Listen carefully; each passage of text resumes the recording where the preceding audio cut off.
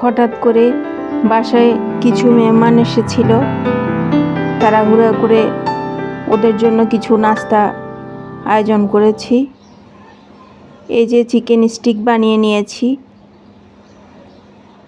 খুব দ্রুত সময়ের মধ্যে আমাকে বেশ কয়েকবার নাস্তা বানাতে হয়েছিল। চিকেন স্টিক বানিয়েছি, মুগ ডালের পাকন পিঠা ফ্রোজেন করা ছিল, ওটা ভেজে শিরায় দিয়ে নিয়েছি। তারপর ভেজিটেবল রোল করা ছিল। এই যে কিছু প্যাকেট কেক আনিয়েছি, বাচ্চা ছিল। তারপর চিকেন কাবাব, তারপরে বগুড়া দই ছিল, আর চা দিয়ে ম্যাঙ্গো জুস দিয়ে মেহমানদেরকে আপ্যায়ন করেছি। যেহেতু ওরা আর কখনো আসে নাই, তাই একটু ভালো করে মেহমানদারি করেছি। ওরা বেশ কিছুটা সময় ছিল, খুব সুন্দর একটা সময় ওদের সাথে কাটিয়েছি গল্প গুজবে। এই যে যারা বাজার থেকে আমার আজকে চিকেন কিনে এনেছিল, বেশ কিছু প্রায় 5 কেজির মতো চিকেন, 1-2 কেজি করে। যেহেতু আমার রান্নার কাজে বড় বড় চিকেন দিয়ে কাজ করতে হয়, তাই আমি সবসময় 2 কেজি ওজনের মুরগি কিনি। কিন্তু কখনো মুরগি কিনে আপনারা না ধুয়ে মুরগিগুলা ফ্রিজে রাখবেন না, কারণ এগুলাতে ওরা বিভিন্ন রকম যেসব ফিড খাওয়ায়, না ধুয়ে মুরগিগুলা ডিপ ফ্রিজে ফ্রোজেন করা একেবারেই উচিত না। আমি 3টা বা 4টা এর বেশি মুরগি আমি কখনো ফ্রোজেন করে রাখি না, এবং বাজার থেকে আনার পরে আমি মুরগিগুলাকে এভাবে ভালো করে ওয়াশ করে একটা একটা করে প্যাকেট করে রাখি, কেটে রাখি না। কারণ আমার কখন কি কাজের জন্য দরকার হয় এটা বলা যায় না, ওই জন্য আমি মুরগিগুলা কেটে রাখি না। প্রত্যেকটা জিনিস মুরগির পা হতে মুরগিগুলাকে এরকম ভালো করে ওয়াশ করে তারপর আলাদা করে পলিথিন করে ডিপ ফ্রিজে রাখি। কখনো আদোয়া মুরগি আমি ফ্রোজেন করে রাখি না। এটা কারণ দেখা যায় ডিপ ফ্রিজে আরও অন্যান্য খাবার থাকে, তাই এরকম করে মুরগি রাখা মোটেই উচিত না। তারপর চলে আসলাম রান্নার আয়োজনে।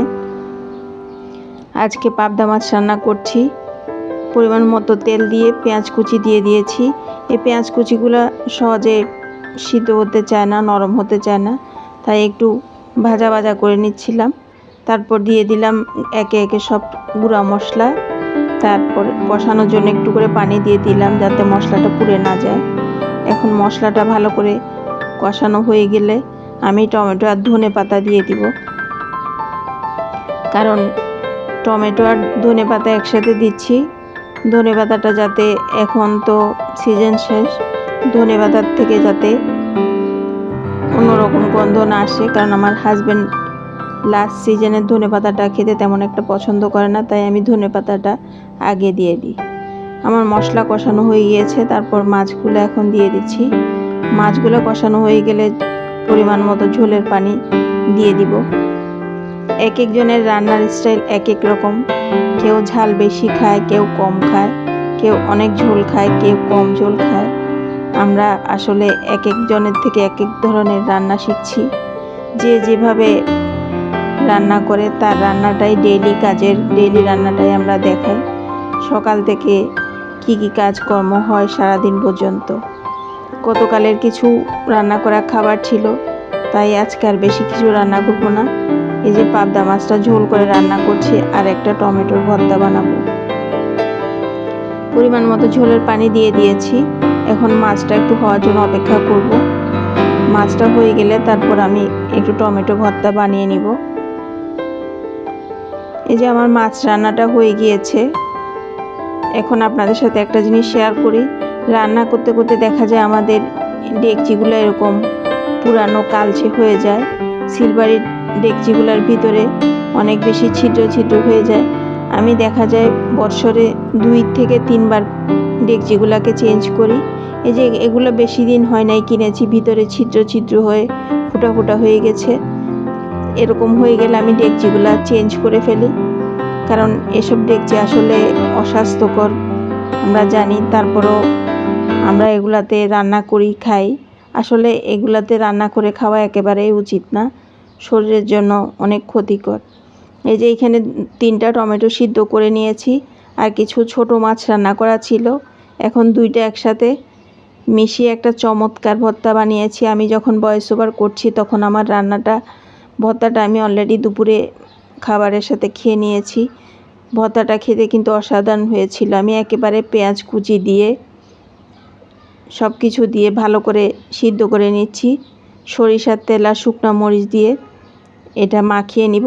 এই শুকনো মরিচগুলো কিন্তু ভীষণ ঝাল, একটা মরিচে অনেক ঝাল হয়। যেহেতু আমরা বাসায় বা আমি তেমন একটা ঝাল খেতে পারি না, ভীষণ গ্যাসের প্রবলেম হয় আর অ্যাসিডিটিও দেখা যায় একটু বেড়ে যায়, তাই জন্য ঝালটা একটু কমিয়ে খাই। এই যে আমি শুকনো মরিচটা মেখে নিচ্ছি তেলের সাথে। আগে আমি ভালো করে পেঁয়াজ, টমেটো, মাছ চুলার থেকে জাল দিয়ে শুকিয়ে এনেছি। ভর্তাটা খেতে কিন্তু অসাধারণ লেগেছে। নতুন একটা আনকমন ভর্তা বানালাম, যে ছোট মাছ দিয়ে টমেটো দিয়ে আমরা শুটকি দিয়ে চিংড়ি মাছ দিয়ে ভর্তা বানাই, কিন্তু এই ছোট মাছ দিয়েও ভর্তা বানানো যায়। আশা করি আমার আজকের ব্লগটা আপনাদের ভালো লেগেছে। আপনাদের সাথে কথা বলতে বলতে ব্লগের শেষ পর্যায়ে চলে আসলাম। একটা লাইক দিয়ে ব্লগটা দেখবেন আর চ্যানেলে নতুন হয়ে থাকলে সাবস্ক্রাইব করে দিবেন।